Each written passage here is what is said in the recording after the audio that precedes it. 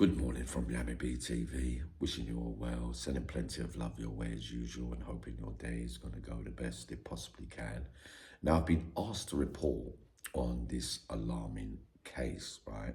So the first time I've done such things on Yami TV, but this one in particular, because I get a lot of messages from victims involved in crimes against family members that have been murdered at the hands of brutal killers, right? And all too familiar story this one is, I'm afraid, as well.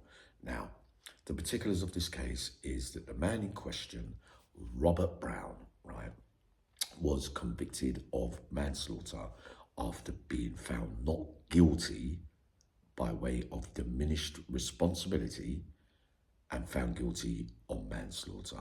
What diminished responsibility means that at the time you committed the crime, you were not deemed responsible for your actions, which means you get out of murder and only get a manslaughter convictions, right? Now, the particulars again, right? So he hit Joanna 20 odd times with a claw hammer, with two children, theirs nearby in the next bedroom, listening to every single thump of that claw hammer. I always say, one life lost, two little children there, their lives destroyed, three lives really finished in one mad moment.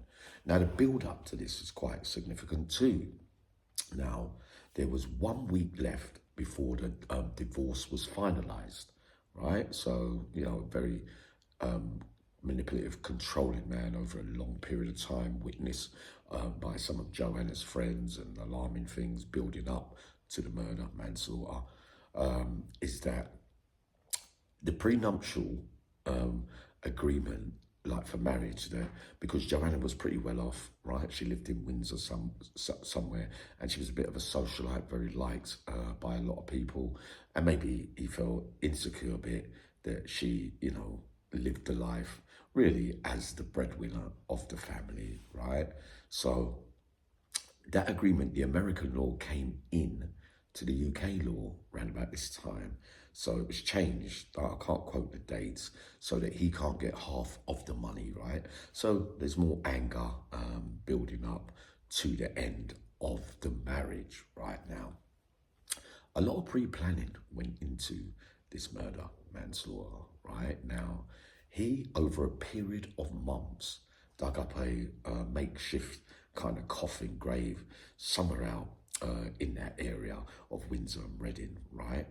Now, it took careful, meticulous planning, right? Until he did what he did and put the body where he put it, right? So, and not only that, he smuggled the claw hammer into the young kids' school homework bags, right? So a lot of planning has gone into all this.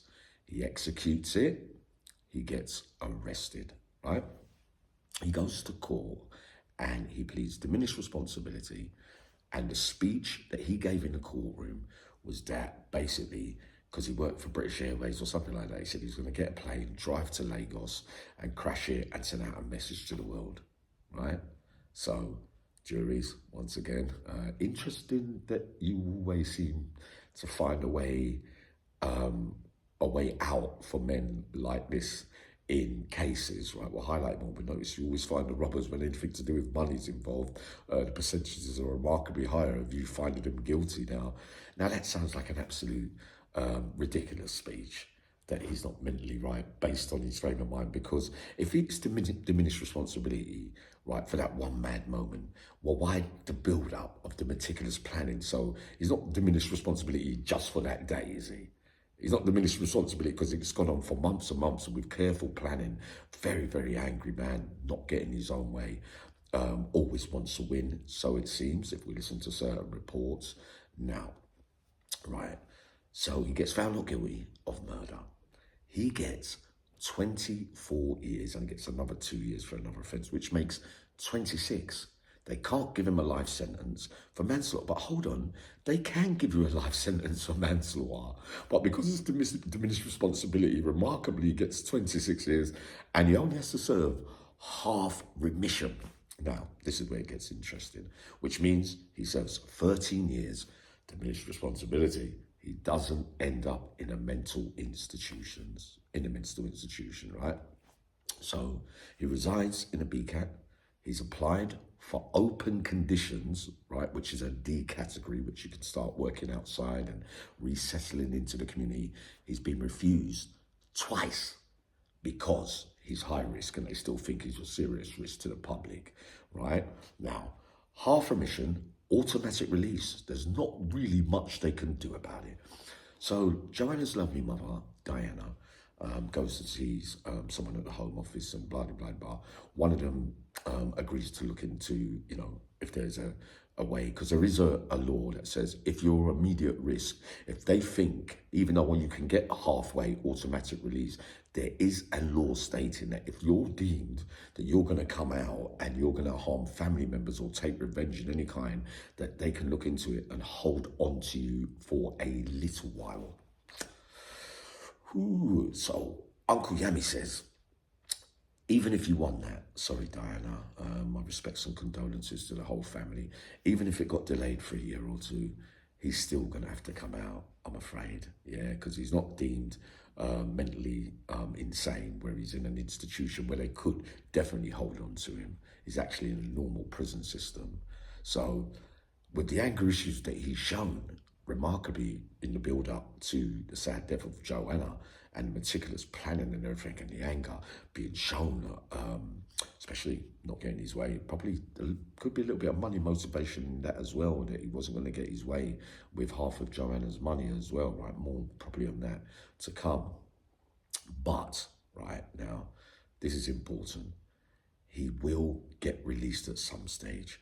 And what will happen is, if it gets delayed a year or two after this time, he's meant to be released in November, he's going to get more angry. He's going to feel even more hard done by. So what does that mean then? In a year or two, blood boiling, you're all to blame. I'm not accepting responsibility for what I did. I'm going to get even more angry. Now that you lot have done this to me to keep me in a little bit longer, is I'm going to come out and I'm going to get you all, or get anyone else, where obviously he will be a risk to ladies for the rest of his life, right? So I'll break it down in that way. And oh yeah, the other thing was the Home Office man that was looking into the case just got sacked. I thought it was Clark or somebody, but then they get somebody else that delays everything for them all. But my conclusion to all this is that eventually it's not going to be too long till he's released, I'm afraid. But it's an all too familiar story. With diminished responsibility, how could it be that you could have had such a build-up to a case and then go before a jury? You must be quite convincing, but it doesn't sit well with me with the way the jury service is handled anyway, because I can't see for 1 minute how that could not have been murder. And even worse, for such a defence that he put up, I can't see how the risk could ever be lowered, because diminished responsibility or not, this diminished responsibility seems to last a good couple of years, as well as into the courtroom, but not deemed enough suitable for the mental institutions. That's the best that I can do on that for you. But eventually, the anger, whether he's kept in, there's not really much, I think, that they could do in the end, apart from probably you lot getting delayed, which in my opinion makes him more angry.